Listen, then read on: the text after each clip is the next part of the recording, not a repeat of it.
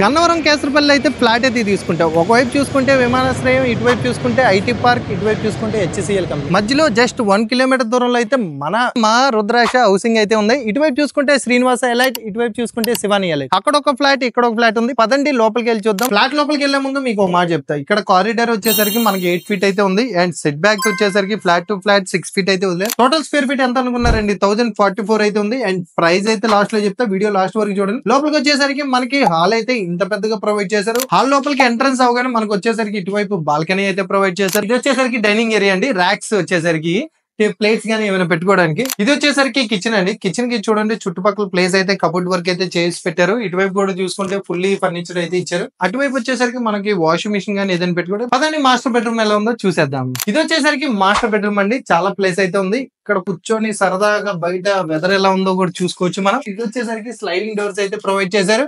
అలాగే attach washroom. పదండి children's bedroom లోకి వెళ్ళి చూద్దాం. ఈ చిల్డ్రన్స్ బెడ్రూమ్ లో కూడా డబుల్ విండోస్ అయితే ఇచ్చారండి. ఇటువైపు వచ్చేసరికి ఒక విండో ఇచ్చారు, ఇటువైపు ఒక విండో ఇచ్చారు. మనకి ఇవి వచ్చేసరికి sliding doors. Same master bedroom ఎలాగైతే ఉందో ఇది కూడా అలాగే ఉంది. చిల్డ్రన్స్ కోసం అటాచ్ వాష్రూమ్ కూడా ప్రొవైడ్ చేశారు. సేమ్ టోటల్ స్క్వేర్ ఫీట్ అయితే 1044 అండి. ప్రైస్ వచ్చేసరికి కేవలం 44 lakhs అండి. డైరెక్ట్ ఓనర్ కాంటాక్ట్, ఎటువంటి మీడియేషన్ కమిషన్ ఉండదు. Thank you so much.